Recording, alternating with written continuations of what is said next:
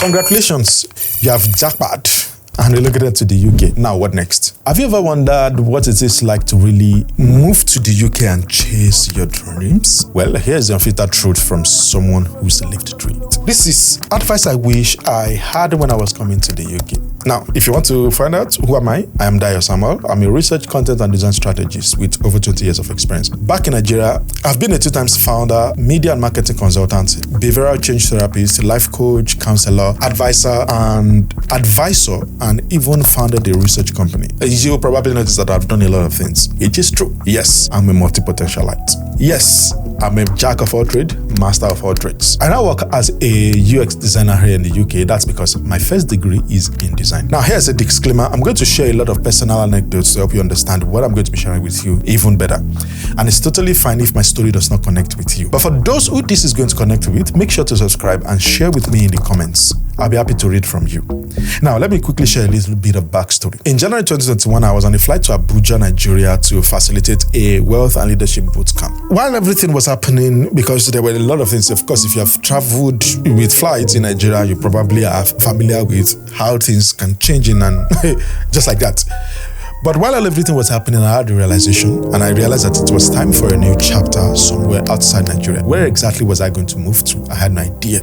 But I'm going to fast forward this story to February 2022, and my wife and I had made a big move to the UK. The decision involved a lot of deliberation and overcoming countless challenges, but it was a step we felt we needed to take. Before leaving, my plan included getting a job. I knew that coming to a country where I knew less than 200, 100 people, it might not be a good idea to live like I've always lived. And with that background covered, let me share with you some insights you probably may not find somewhere else, especially if you want to be better informed coming to the UK or you've just arrived in the UK. Now, my first point here is going to be this. There is a day job and there is a dream job. Day job helps make ends meet. Dream job gives us wings to fly. Find a day job to create some soft landing for yourself till your dream job comes along.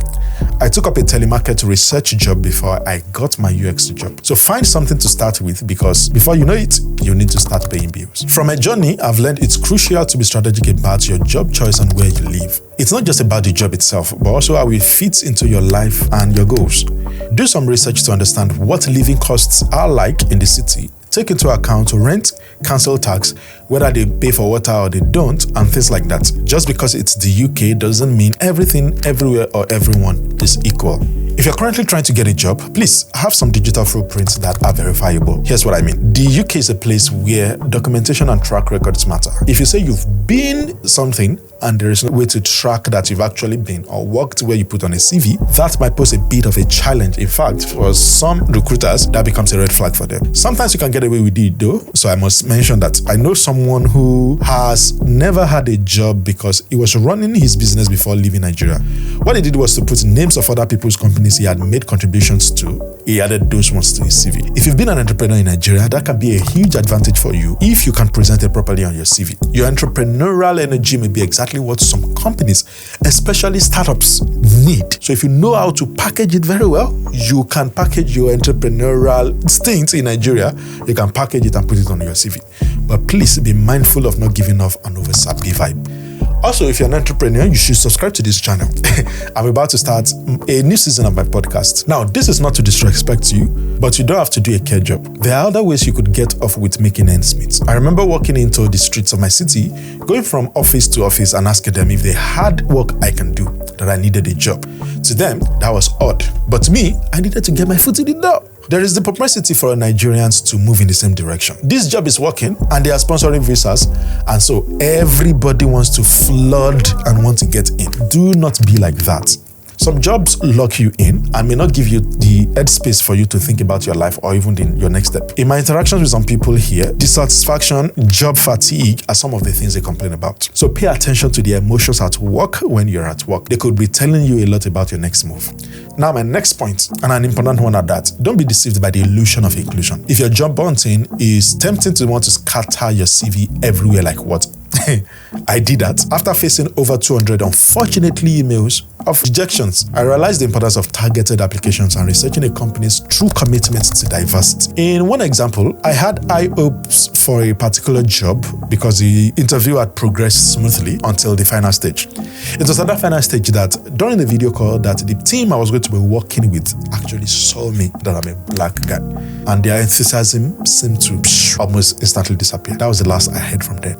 There is inclusivity by principle and there is inclusivity by practice. Most companies I applied to were only mouthing inclusion in principle. I recall a recruiter who has been very excited about me and my background, of course, because we had been having conversations. I got into the UK on a Wednesday, and on Thursday, I was on a video call with this recruiter who was so excited to have me. But you know what? He couldn't present me to the company because the company did not want a black guy. The recruiter ghosted me. I had to forge my own closure in my own mind that it probably became unreachable for reasons beyond control. So if I were you, I'd do a bit of research into the company to know if they are genuinely diverse before I apply. Do they come from different parts of the world, not just UK? Can I see someone else who does not look like them on the team or even on their LinkedIn profile? If you can see that, that's a good one. If you can't, you just need to tread carefully. Now, if you've gotten a job, congratulations. I need to tell you, take the time to understand the culture of the place. Learn how they talk and what certain phrases mean in their context, not yours. For example, my manager and our software developer often use phrases like, it doesn't make sense. In my background, this isn't very respectful. In fact, if you tell someone something does not make sense, it's probably you're yapping the person.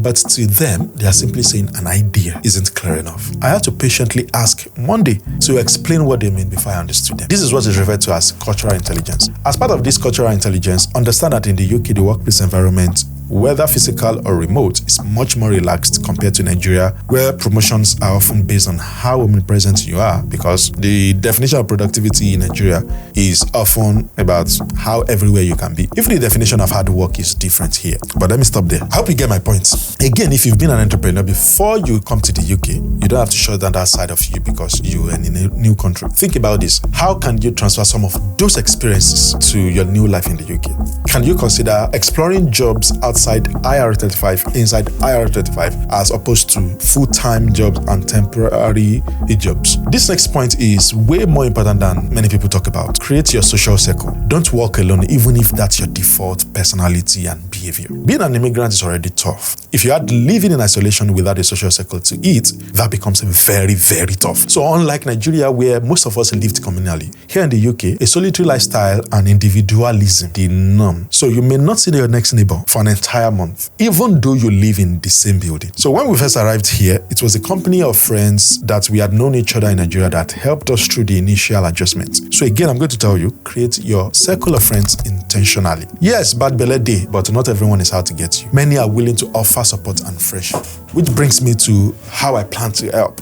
Moving forward, I want to help people with multiple creative interests build personal brands and side businesses that generate significant income. Drawing from my extensive experience back in Nigeria, where I was the lead consultant at our media and marketing consulting company, and my current journey here in the UK, I have a wealth of insights that I can share with you. Over the next couple of videos and podcasts, I'll be sharing everything I've known, addressing topics such as finding a profitable niche, figuring out what to sell, how to take your vast skill set and turn them into simple products, taking the first step after multiple failures.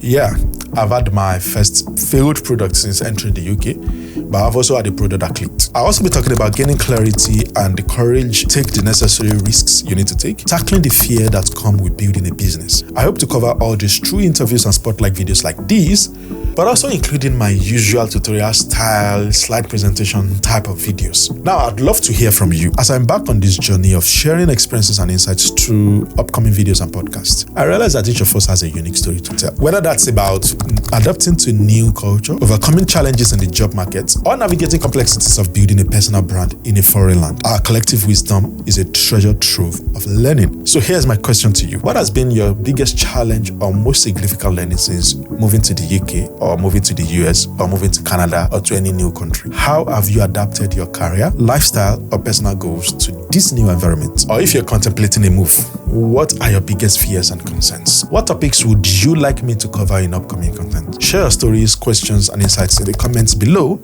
Let's create a community where we can learn from each other, support one another, and grow together. Your voice is important. Can't wait to hear it. Remember, you're not alone on this journey, so don't isolate yourself. Together, we can lead our lives and businesses in the direction that matters to us. So go ahead, drop a comment, and let's start a conversation that matters.